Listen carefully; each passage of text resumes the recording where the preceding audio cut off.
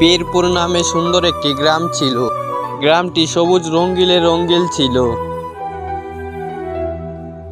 গ্রামের পাশেই ছিল ছোট্ট একটি নদী। গ্রামের ছোট্ট নদীর অপরূপ দৃশ্যগুলো অনেক সুন্দরই ছিল।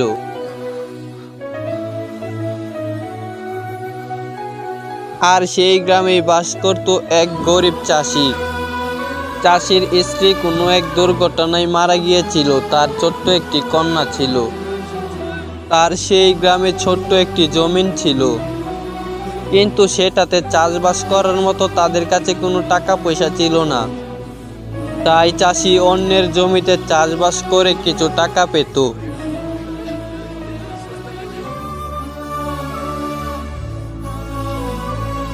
আর মাঝে মাঝে টাকা নিয়ে অনেক ঝগড়া হতো, অনেক সময় টাকা পেত না।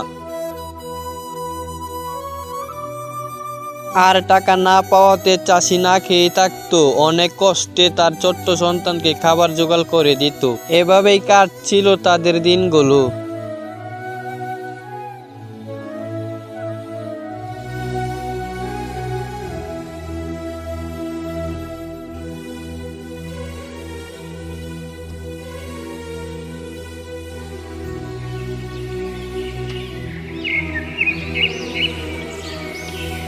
একদিন সকাল হলে কন্যা সন্তানটি চাষিকে বলল, বাবা, তুমি আমাদের জমিটাতে চাষ করতে পারো না? ওদের জমিতে তুমি যে কাজ করো সময় মতো তুমি টাকা পাও না। আর সময় মতো তুমি টাকা না পাওয়ার কারণে অনেক রাত না খেয়ে থাকতে হয়, তোমার অনেক কষ্ট হয় তোমার। তার চেয়ে ভালো ওদের কাজ না করে তুমি তোমার নিজের কাজ করো। তোমার ওই নিজের জমিটাকে চাষবাস করো। ওদের কাজ করলে তুমি সময় মতো টাকা পয়সা হাতে পাও না। এইরকম কথা শুনে তখন চাষি বলল, আরে আমাদের জমি আছে ঠিকই, কিন্তু আমাদের ওই জমিতে চাষবাস করার মতো কোনো টাকা পয়সা নেই। আমাদের কাছে টাকা পয়সা নেই বলে আমি ওদের জমিতে কাজ করি। আমাদের জমি আছে সেটা আমিও জানি রে মা, কিন্তু আমার কাছে টাকা পয়সা নেই বলে আমি তাদের জমিতে কাজ করি। আমার কাছে যদি টাকা পয়সা থাকতো তাহলে কি আর আমি ওদের জমিতে কাজ করতাম? আমি আমার নিজের জমিতেই চাষ করতাম। এইরকম কথা শুনে তখন তার মেয়ে বলল, সমস্যা নাই বাবা, তোমাকে আমি একটি ব্যবস্থা করে দিচ্ছি। আজকের পর থেকে তুমি তোমার নিজের জমিতে কাজ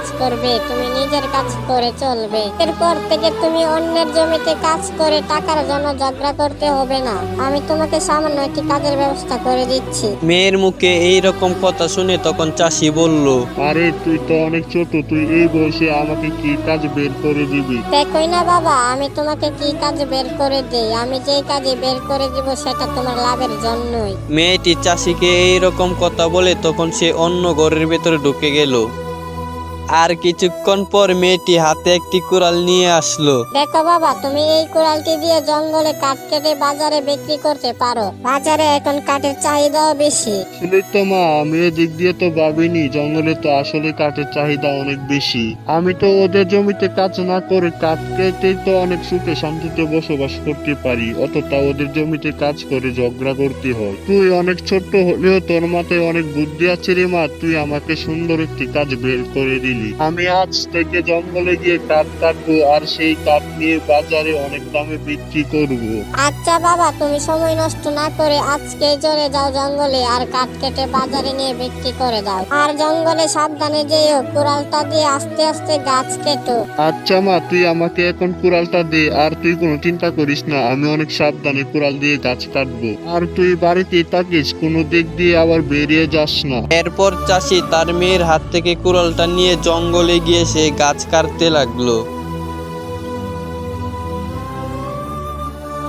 সে গাছ কেটে কাঠগুলো বাজারে নিয়ে গেল বিক্রি করার জন্য। এইরকম ভাবেই সে জঙ্গলে কাঠ কেটে সেই কাঠ বাজারে নিয়ে বিক্রি করত। এইরকম ভাবেই কেটে গেল চাষির অনেক দিন। কয়েক মাস পর চাষি কাঠ বিক্রি করে তার কাছে অনেক টাকা হলো। আর সেই টাকা দিয়ে সে তার জমিতে চাষবাস শুরু করলো।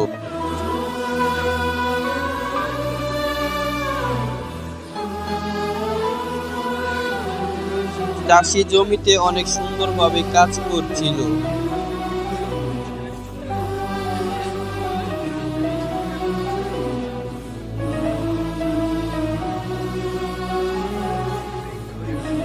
আর কিছুদিন পরে চাষি জমিতে এসে দেখলো ধানের চারা অনেকটা ভালোই বড় হয়ে গেছে। আরে বাহ, আমার ক্ষেত্রে তো ভালোই চাষ হয়। আমার ধানগুলো এত তাড়াতাড়ি এত বড় হয়ে গেল।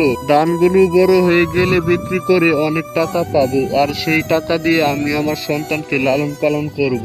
আর কিছু টাকা জমিয়ে আবার সামনের বছর ধান চাষ করব। আমার জমিতে ভালোই চাষ হয়, সামনের বছর আমি আমার নিজের জমিতে চাষবাস করব। চাষি এইরকম কথা বলছিল, কিন্তু এইরকম ভাবে কেটে গেল অনেক দিন। কয়েক মাস পর তার ক্ষেতের ধানগুলো বড় হয়ে পেকে গেছে। কয়েকদিনের ভিতর সেই ধান কেটে ফেলতে হবে।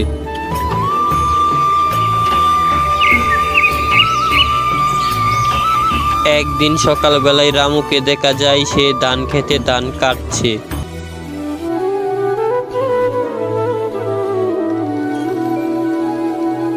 রামু ধান কেটে গরুর গাড়ি দিয়ে বাজারের দিকে রওনা হচ্ছে ধানগুলো বিক্রি করার জন্য।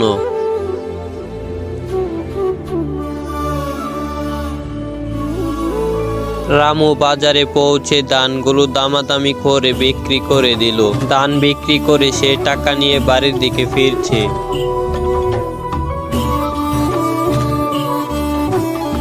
রামু চাষি বাড়িতে এসে তার সন্তানকে টাকাগুলা দেখালো, আর তার সন্তান এতগুলা টাকা দেখে খুশিতে লাফাতে লাগলো।